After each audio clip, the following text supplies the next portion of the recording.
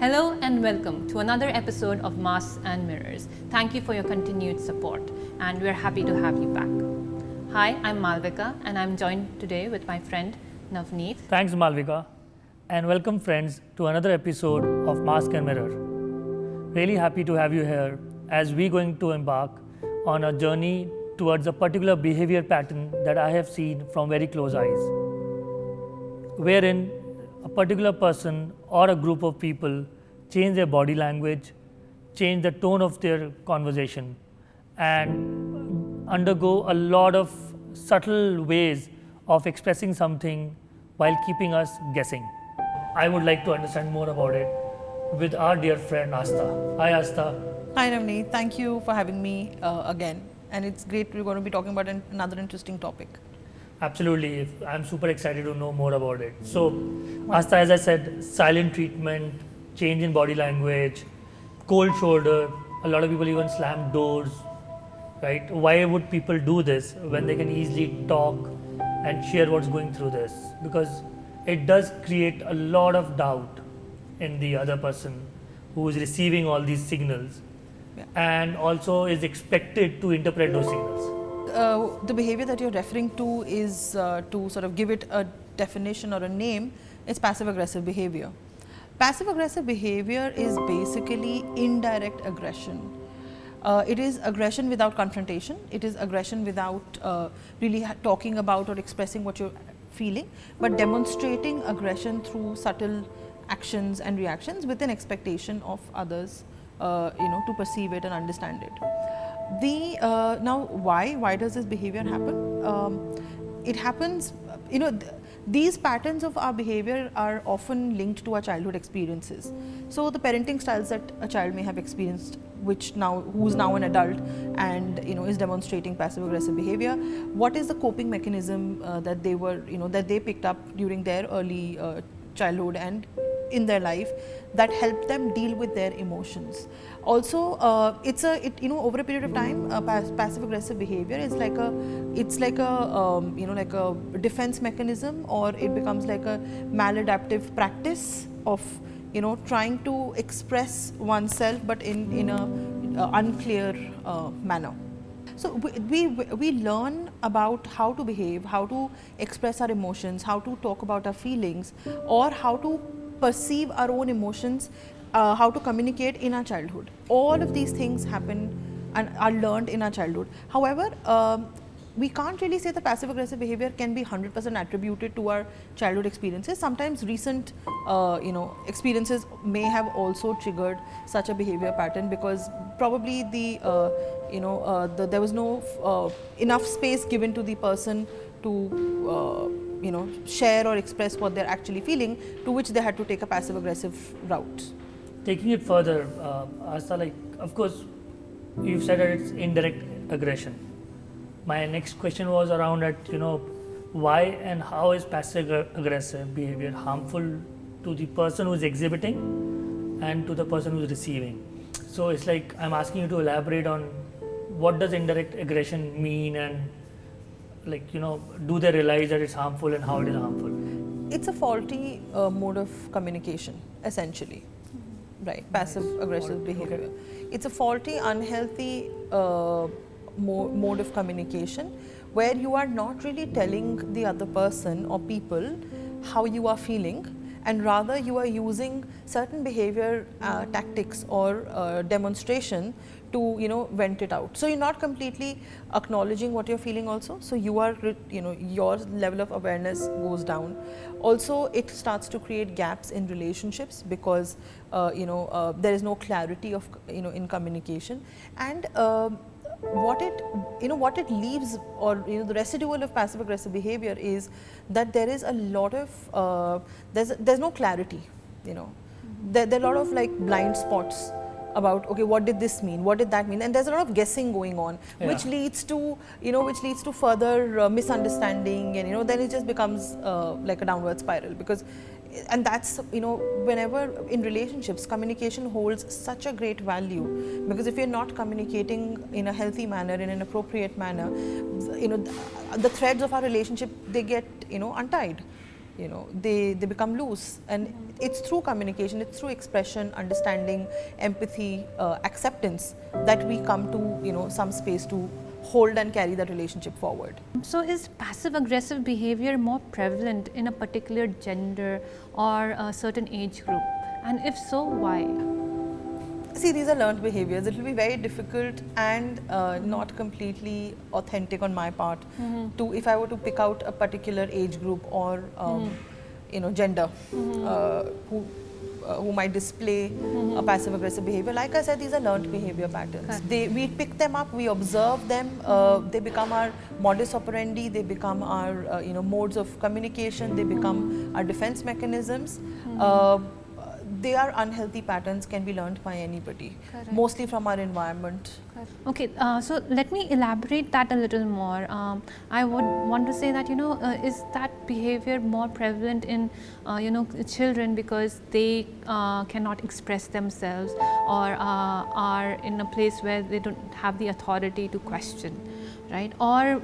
And I'm treading on a very sensitive topic at this point of time, but is it something that would happen more between like a mother-in-law and a daughter-in-law? So yeah, these are, so when we observe anybody displaying passive aggressive behavior, it's important to know that there is something that they're trying to say, which either they themselves are not able to understand and comprehend properly, and it's coming out like this, or they don't feel comfortable enough, or they don't feel that they, it is not their natural way of expression. Now for children, and we see this a lot in children, that children, they start to behave they become indisciplined, or they become quiet, or they start to demonstrate certain behaviors because, like you rightly said, they don't know how to show it. It's important to give them the vocabulary, to demonstrate what they are, feeling, to actually verbalize it and talk about it, right? Which is again re-emphasizing the importance of communication. So if you're observing this in your child, please help your child get a vocabulary. Ask your child, and as young as 3-4-year-old kids can understand this, that are you angry? Are you sad? Are you irritated? Like, give them words to express what they're saying, which is what will reduce the chances of the child continuing this passive aggressive behavior into adulthood. Correct. Right? That's one. Now, you also spoke of the in-laws, the mother-in-law, daughter-in-law, the very quintessential relationship, which is so dynamic, and it's interesting that you brought that up.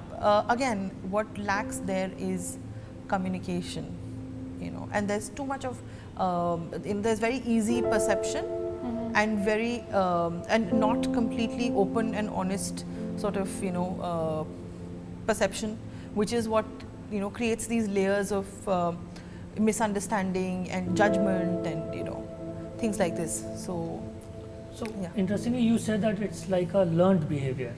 Yeah. Am I right to say that? Yeah. So can it be learned as an adult? Yeah, sure. Or it can be a part. So we've had cases where we have seen certain individuals. I'll share this case with you. I had a client who was about 25 years old, and she got married into a rather conservative family than where she came from.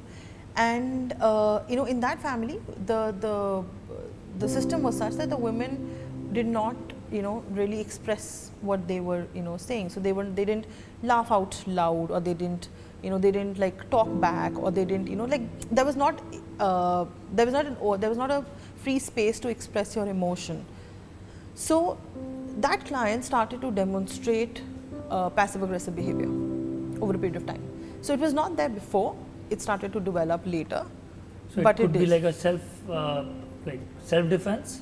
It's a sort of a self-defense. It is this need to actually say something that you want to say, but you don't know how to say it, you don't know where to say it, whom to say it to, you don't even know whether it will be received properly or not.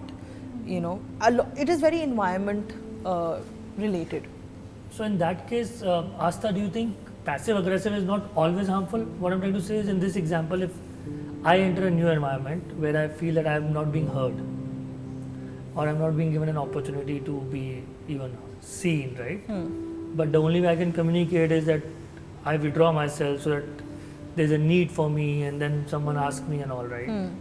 If that is a way, then although it's passive aggressive, if I'm not mistaken, but it is about the environment more than myself, right? It's triggered by the environment, but to break the pattern, the responsibility lies on us.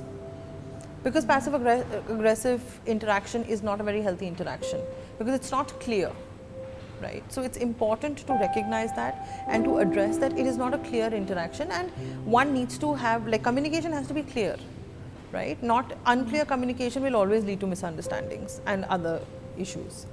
This entire behavior is sometimes used purposely to pull someone down and without showing yourself as the aggressor. How should one react to it without trying to get into a moment of giving snide reactions? What are your thoughts on it? So it's important to call that out. If you are feeling pulled down, if you are feeling controlled by another individual, it's important to call that out. And it's important for you to call it out, because clearly the other person is not aware of, the impact that the actions are having. But again, this also becomes a passive aggressive behavior, right? Like, if I am feeling that someone's passive aggressive behavior is controlling me, and I also demonstrate the same thing by not calling it out and by not talking about it, it becomes the same thing, and then you get stuck in that vicious cycle. And then the actual problem is not being addressed, and the communication gap goes on increasing, and resentment goes on increasing, and so on and so forth. Thanks so much, Astha, for another insightful episode of Mask and Mirror. Your views around passive aggressive behavior has definitely helped me, and I'm pretty sure a lot of other people. This was actually really important for me at a personal level, and I'm sure for our audience to know what about this entire animal called passive aggressive behavior. Thanks. Thank you so much. Thank you for having me. That's it, friends, from Malvika and myself on this episode of Mask and Mirror. We hope you really liked what we discussed today, and it is going to be helpful for you as we move forward. Hope to see you soon in the next episode, which is on toxic masculinity. Till then, take care of yourself, all the best, and let's keep the conversations going. Cheers. What is the textbook definition of toxic masculinity? Where does this come from, and how do we see this toxic masculinity? Because this is like continuation of the pattern then. When we tell a boy child that don't cry like a girl, we're actually, that is toxic. That is toxic masculinity.